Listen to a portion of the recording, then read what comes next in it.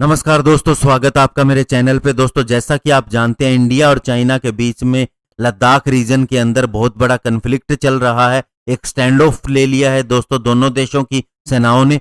ऐसे में air activity का क्या स्टेटस है, उसी के ऊपर बात करेंगे। चलिए दोस्तों शुरू करते हैं।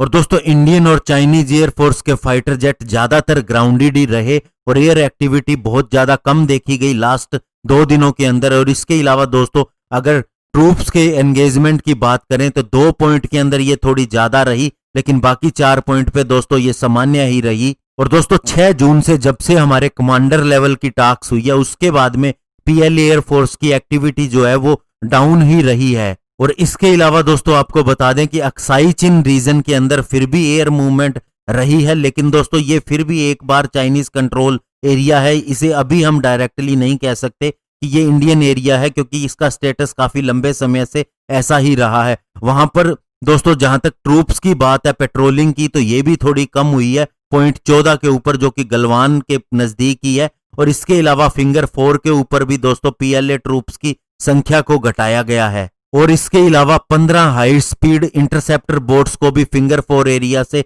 वापस ले जाया जा चुका है चाइना के द्वारा। और दोस्तों, सीनियर ऑफिशियल्स का यह भी कहना है कि जो एयर एक्टिविटी के अंदर कमी आई है, और इसके अलावा 2 ज्यादातर जो पॉइंट ऐसे थे जहां पर ज्यादा इन दोनों के बीच में तनाव रहा है, वहां से विड्रावल करना सैनिकों का ये दिखाता है कि आने वाले समय में जो तनाव है वो कम होता जाएगा, क्योंकि मिलिट्री के कमांडर लेवल्स की जो टॉक्स है वो आगे जाके और बढ़ने वाली हैं। वहीं दोस्तों आपको बता दें कि चाइना की एनुअल समर मिलिट्री एक्सरसाइज जो कि जिंजियान रीजन के अंदर होती है, उसी की वजह से जो चाइना था वो एयर कॉम्बैट पेट्रोल कंडक्ट कर रहा था। स्पेशली स्टैंड ऑफ एरिया के अंदर भी वह ऐसा कर रहा था। और दोस्तों, दोनों देशों की एयरफोर्स, चाहे वह इंडियन एयरफोर्स हो या फिर पीएलएएफ हो, दोनों ही दोस्तों अपने स्टैंड ऑफ के दौरान में एयर सॉर्टीज ले रही थी। और स्पेशली गलवान और पेंगोंग टसो एरिया के अंदर ये चीजें चल रही थी।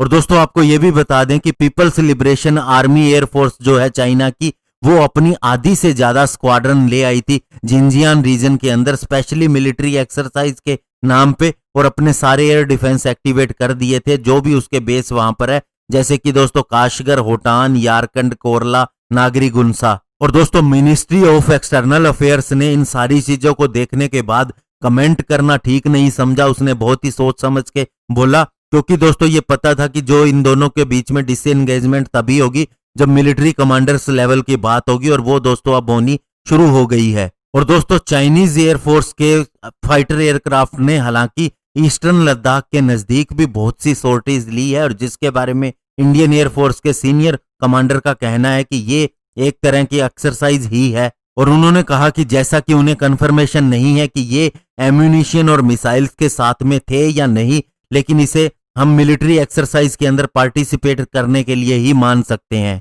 और दोस्तों, अगर वेपनाइजेशन होता किसी भी फाइटर एयरक्राफ्ट का या एरियल प्लेटफॉर्म का, तो इससे दोस्तों इंडिकेट हो सकता था कि उनका इंटेंट क्या है। लेकिन दोस्तों ये बताया इंडियन एयरफोर्स के ऑफिशियल्स ने कि मिसाइल को लोड करने के बाद में दोस्तों उसका कुछ ही समय तक सीकर्स को रहता है, यानी उसकी लाइफ कुछ समय के बाद खत्म हो जाती है। तो ऐसे में हम इस चीज को नहीं मान सकते कि वे वेपन सिस्टम को एयरक्राफ्ट के ऊपर लगाएंगे जल्दी से, क्योंकि ये बहुत ज्यादा एक्सपेंसिव वेपन होते हैं और अभी ऐसी सिचुएशन है भी नहीं दोनों तरफ से। तो दोस्तों ओवरऑल कहने की बात है कि चाइना की ये आदत रही है ड्रामा करने की, और बाद में दोस्तों टॉक्स के बाद वो पीछे भी हटना शुरू हुआ है। हालांकि दोस्तों ये 20 अप्रैल से पहले वाली स्थिति नहीं बनी है, लेकिन बहुत सी दोस्तों एयर सॉर्टीज के अंदर और इसके अलावा ट्रूप्स की पेट्रोलिंग के अंदर कमी देखी जा सकती है। और कुछ एक जगहों पर चाइना ने अपनी सेना की संख्या को भी कम किया है। तो ऐसे में दोस्तों ये मानिए के चलिए कि चाइना को वापस उसी सिचुएशन के अंदर जाना पड़ेगा और इंडिया